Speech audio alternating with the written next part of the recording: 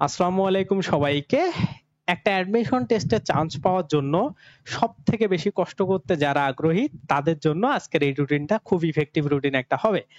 এই রুটিনে আমি তোমাদেরকে একটা খুব ভালো ওয়েতে কিভাবে 14 ঘন্টারও বেশি একটা অমানসিক নির্যাতন করে নিজের উপরে পড়াশোনা করা যায় এই জিনিসটা নিয়ে আমি তোমাদেরকে গাইডলাইন করার ট্রাই করব। তো দেখো, এই জায়গাতে সকাল, বিকাল এবং রাত 3টা স্টেজে ভাগ করা আছে। এই 3টা স্টেজে তোমাদের ঘুম এবং খাওয়া দাওয়ার 8 ঘন্টা সময় আমি বাকি রেখে বাকি সময়টা কোন সাবজেক্ট কতটুকু কিভাবে পড়লে ইফেক্টিভ ওয়েতে পড়তে পারো, পাশাপাশি তোমাদের কোচিং এর ক্লাস থাকে, অনলাইনে বিভিন্ন ক্লাস থাকে, সবগুলা মেলায়া কিভাবে তোমরা অল টাইম পড়াশোনার মধ্যে থাকতে পারো এমন একটা অমানবিক রুটিন আমি তোমাদের আজকে দেওয়ার ট্রাই করবো। কেন অমানবিক বললাম? নর্মালি দেখো, বাংলাদেশের যারা স্টুডেন্ট আছে প্রায় 10 থেকে 15% স্টুডেন্ট, অর্থাৎ 10 থেকে 15% স্টুডেন্ট এই ধরনের কাজ করে। তো তোমাদের 75% এর কাছে আসলে মনে হবে যে ভাই এটা কখনো সম্ভব না, বা এইটা আসলে ইম্পসিবল। ঠিক আছে, এইটা কখনোই মানা সম্ভব না। বাট বাকি 10% কিন্তু এই কাজটাই করে যারা খুবই ভালো করে। তো তোমরা যারা ওই 10% এর মধ্যে ঢুকতে চাও, আশা করি এইটা যদি তোমরা ফলো করতে পারো বা এইটা যদি ফলো করার ট্রাই করো, এর কাছাকাছি যাইতে পারলেও তোমাদের খুব ভালো করার চান্স আছে। তো দেখো, তোমরা আসলে কি কি ভাবে পড়বা। নরমালি আমি রুটিন গুলো এমন ভাবে সাজাই বা এমন ভাবে বলে দিই যাতে করে তোমাদের পড়ার এফিসিয়েন্সি বা দক্ষতাটা বাড়ে। ওকে, তো এই জন্য সকালবেলা হচ্ছে পড়াশোনার জন্য একটা স্পেসিফিক সব থেকে ভালো ওয়ে। তো আমরা এই রুটিনটাকে 3টা স্টেজে ভাগ করবো, একটা হচ্ছে সকাল, একটা হচ্ছে বিকাল বা দুপুর, আর একটা হচ্ছে রাত মিলায়া। ওকে, এখন সকালের জন্য আমরা একটা স্লট রাখছি, যে স্লটটা 6টা থেকে 12টা। এই স্লটটা হচ্ছে সব থেকে ইফেক্টিভ স্লট। ঠিক আছে, এই স্লটে সবচেয়ে সবচেয়ে সবচেয়ে ভালো পড়াশোনা হবে। ওকে, এই জিনিসটা আমাদের মাথায় রেখে এই জায়গার রুটিনটা করতে হবে। নর্মালি 6টা থেকে 12টা এই সময়টাতে তোমরা চেষ্টা করবা যে সাবজেক্টগুলো কঠিন, যে সাবজেক্টগুলো ইম্পর্টেন্ট এবং যে সাবজেক্টগুলো মনে থাকে না বা তোমার খেয়াল থাকে না সেইগুলা পড়ার। এখন যে জিনিসটা তোমার খেয়াল থাকবে না, খেয়াল খেয়াল রাখা কঠিন, ঠিক আছে, খেয়াল রাখা রাখা কঠিন।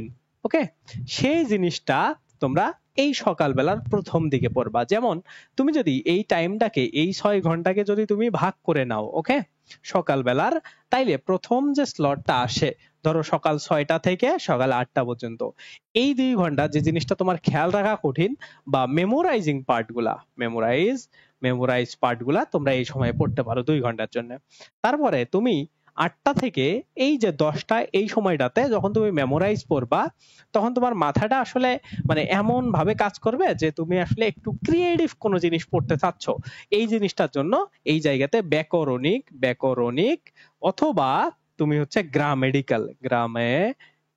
গ্রামেটিক্যাল যে বিষয়গুলো আছে সেইগুলো পড়বা। অর্থাৎ বুঝতে পারতেছো, বাংলা ব্যাকরণ অথবা ইংলিশ গ্রামার এই জায়গা থেকে পড়লা তোমার প্রয়োজন অনুসারে। ওকে, তারপরে এই যে 10টা থেকে 12টা এই সময়টাতে তুমি আসলে এমন টপিক গুলাকে পড়বা যেগুলা তোমার কম পড়লে কাজে আসে। যেমন তুমি বাংলা ফার্স্ট পার্ট পড়তে পারো, অথবা তুমি যদি ডেইলি ডেইলি যদি একটা সাবজেক্টই পড়ো, তাইলে এমন ভাবে পড়বা যে প্রথমে মেমোরাইজিং পড়লা ওইটার, তারপরে ওইটার গ্রামেটিক্যাল গুলা পড়লা, তারপরে কিছু জিনিস রিভিশন বা যেগুলা তোমার আসলে বারবার মানে পড়া লাগতে পারে বা একটু দেখা লাগতে পারে, এই জিনিসগুলো এই 2 ঘন্টা স্লটে রাখলা। যেভাবে ইচ্ছা ওইভাবে পড়তে পারো। তাইলে দেখো, এই জায়গাটাকে, এই 6 ঘন্টাকে তুমি 3টা স্লটে ভাগ করে নিয়ে পড়লা। এরপরে খাওয়া দাওয়া এবং গোসলের জন্য 2 ঘন্টা সময়, তুমি এই জায়গাতে 2 ঘন্টা ব্রেক পাবা। ওকে, তারপরে 2টা থেকে 6টা পর্যন্ত এই সময়টাতে তুমি নরমালি কি করবা, যে সাবজেক্ট গুলা তুমি আবার নতুন করে খুব পড়তে কঠিন লাগে, মানে যে সাবজেক্ট গুলা তোমার পড়তে কঠিন লাগে নতুন করে, সেইগুলাকে প্রথমের দিকে রাখবা। কারণ এই সময়ে খাওয়া দাওয়া এবং গোসলের কারণে তোমার মস্তিষ্ক আবার একটা রিফ্রেশমেন্ট পাবে, রিস্টার্ট করার একটা সুযোগ পাবে। তো এই জায়গা থেকে 2টা থেকে 4টা পর্যন্ত, ঠিক আছে, এই সময়টাতে এই 2 ঘন্টা আবার একটা কঠিন জিনিস পড়বা। তুমি যদি ধরো ডেইলি আলাদা আলাদা সাবজেক্ট করো, এই জায়গাতে প্রথমে তো তুমি ব্যাকরণ, বাংলা ইংরেজি গ্রামার, এইগুলা বাংলা ফার্স্ট পার্ট এইগুলা তো পড়ে ফেলছো। এই জায়গাতে এসে তুমি অন্য একটা ধরো ম্যাথ আইকিউ তুমি জাহাঙ্গীরনগরের জন্য পড়তেছো, অথবা ধরো তোমার জিকেটা কঠিন লাগে, এই 2 ঘন্টা তুমি জিকেটা পড়লা। পড়ার পরে এই যে 4টা থেকে 6টা পর্যন্ত যে সময়টা থাকবে, তোমার যদি কোনো কোচিং থাকে তাহলে ওই সময় ওই কোচিংটা দিলা বা কোচিং এর ক্লাসগুলা করলা, অথবা যদি তুমি হচ্ছে এই 2 ঘন্টা আগে আনতে চাও আগে আনতে পারো, পরে ওই 2 ঘন্টা পড়াশোনা করলে, অর্থাৎ সকালে যদি কারো কোচিং থাকে সকালে করলা, না করলে ওই সময় গিয়ে পড়লাম। মোটামুটি কোচিং যে করতেছো বা অনলাইনে যে ক্লাস করতেছে এগুলাও কিন্তু তোমার পড়াশোনার সাথেই কানেক্টেড বিষয়, ওকে? এইগুলাকে কিন্তু বাইরে রাখা যাবে না। তো এইভাবে এই জায়গাতে পড়লাম। এখন রাতের বেলা এসে তোমাদের নর্মালি এই জায়গাতে সময়টা কাজে লাগানো উচিত, এবং নর্মালি রাতের বেলাতে যদি তোমার কোচিং থাকে তাহলে তো এই 2 ঘন্টা আগে কাজে লাগাবা, ওকে? তো দেখো এই জায়গাতে এখন এই 6 ঘন্টা, এই 5 ঘন্টা, এই 5 ঘন্টা তুমি কি কি ভাবে কাজে লাগাইতে পারো। দেখো এই জায়গাটাকে তুমি কয়েকটা স্লটে ভাগ করবা, 3টা স্লটে ভাগ করতে পারো। একটা হচ্ছে তোমার ধরো যদি কোনো ক্লাস থাকে সেই ক্লাসটা তুমি করলা, ওইটা একটা স্লট। অথবা যদি ক্লাস না থাকে তাহলে ওই যে সকালবেলা যে মেমোরাইজিং অংশটা পড়লা ওইটাকে আরো কিভাবে ইমপ্রুভ করা যায় বা টেকনিক্যাল যে জিনিসগুলা সেগুলোর জন্য 1 ঘন্টা তুমি বেশি সময় দিবা, বা মেমোরাইজিং যেগুলা খেয়াল থাকে না এমন টাইপের, বা রিভিশনের জন্য তুমি 1 ঘন্টা রাখতে পারো, সেটা 7টা থেকে 8টা।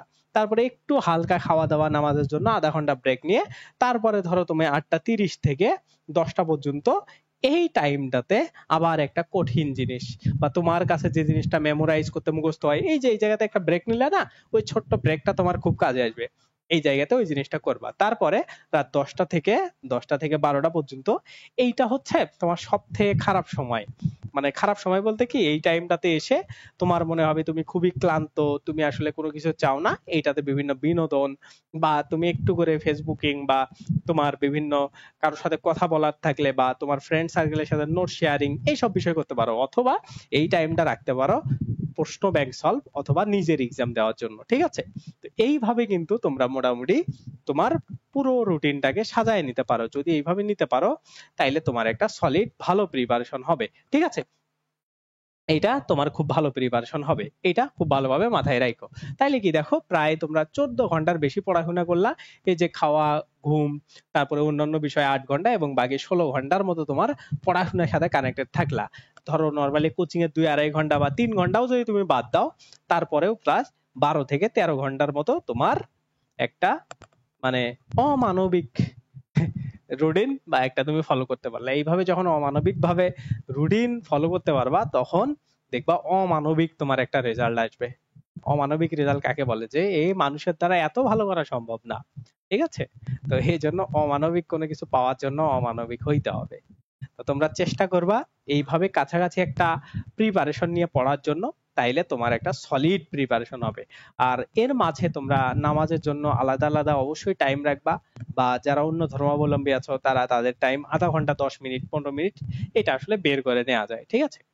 তো এইটাই মোটামুটি কথাবার্তা।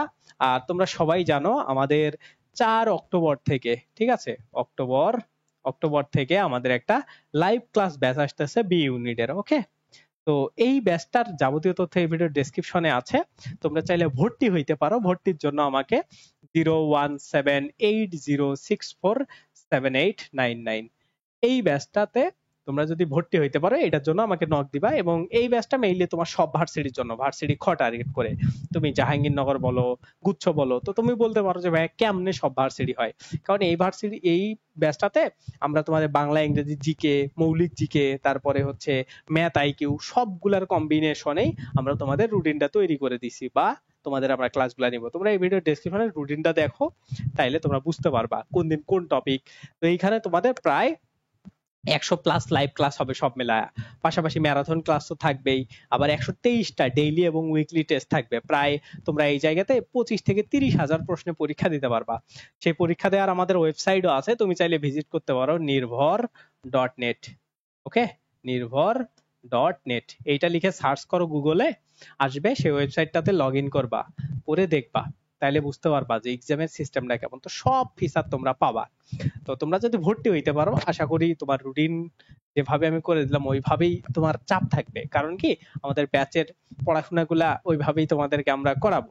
যেমন সুন্দর করে আমাদের সিস্টেম ভাগ করা আছে। যেমন তোমাদের ধরো যদি আমি ইংরেজির আমাদের রুটিনটা সম্পর্কে বলি কেমন সিস্টেমে, ইংরেজি রুটিনটা 4টা ভাগে ভাগ আছে। একটা হলো তোমার নিজের কাজ, ঠিক আছে? নিজের কাজটা কেমন, যে তোমার মেমোরাইজিং যে পার্ট গুলা আছে, মেমোরাইজ সেইগুলা নিজে নিজে পড়া। তারপরে ধরো এইচএসসি এর ফার্স্ট পেপার, তারপরে ধরো ইংলিশ লিটারেচার, ঠিক আছে, লিটারেচার, তারপরে ধরো ইংরেজি গ্রামার। ওকে, তো এইভাবে 4টা টপিক কিন্তু তোমার শেষ করা লাগবে এক এক দিনে, ঠিক আছে? তো সবগুলা সাবজেক্টই এইরকম করে ভাগ করা আছে। তো 4টা স্লট, এই 4টা স্লট, 3টা স্লট তুমি 4টায় ভাগ করে নিয়ে একদিনে শেষ করলা।